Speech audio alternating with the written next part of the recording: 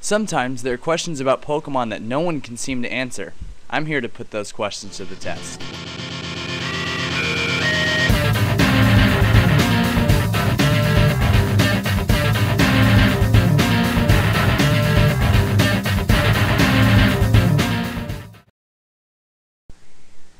Hey everybody, this is Gigatitan here, bringing you the second season of Pokebusters, and yes, it'll be a full season this time. It won't get cut off like last time.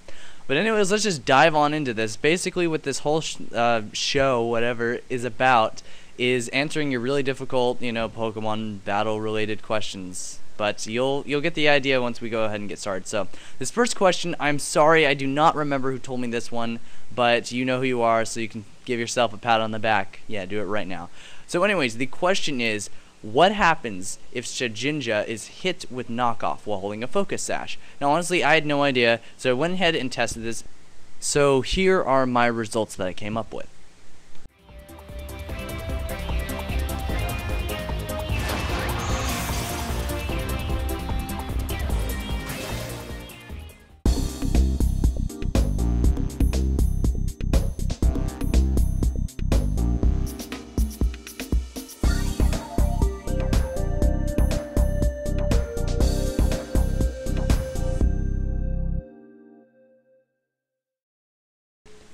So obviously from that, the Shedinja does actually survive, even though knockoff should, knock off that item.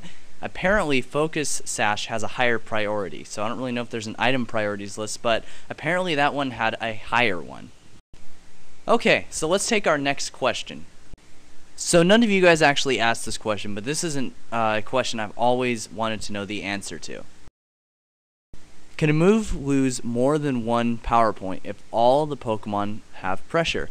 Now, the only way to achieve this is if you use a move that hits every single person besides yourself, such as Discharge. And the testing video, I used Magnezone, and I just used Discharge, and I'm just curious to see what happens and who is actually, whose pressure ability activates. So here are my findings. So I go ahead and just use Discharge with Magnezone, and it hits everyone on the field. It's 2 Dusknoirs and 1 Deoxys. They all have the ability Pressure. So in theory, this should take away 6 power points. When I check afterwards, it only has 11 out of 15, so it lost 4. Apparently, your partner's Pressure ability doesn't activate. So we learned 2 interesting things today. Knockoff does not have as much priority at knocking items off as a Focus Sash has, activating, which is kind of strange. Like, I didn't really ever think there would be, this kind of, meshing between the priorities between moves and items. I didn't really ever think there was, it's kind of hard to figure that out. It would be hard to figure it out in, a list, but it's kind of interesting to see those kinds of things happening. And we also learned that Pressure does not activate if you attack your own partner, as we saw, because you only lost 4 power points when you should have lost 6 because, 2 times 3. So, anyways, thanks for watching this episode of Pokebusters. Hope it was a good start to the season.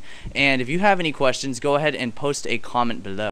And I'll go ahead and just check them out, and I'll find the ones that I think are interesting, and I'll put them in the next episode. So leave comments, rate it 5 stars if you like this, and hit the yellow subscribe button if you liked it even more. So everybody, I'd like to thank you for watching, and I will see you guys in the next episode of Pokebusters. See ya.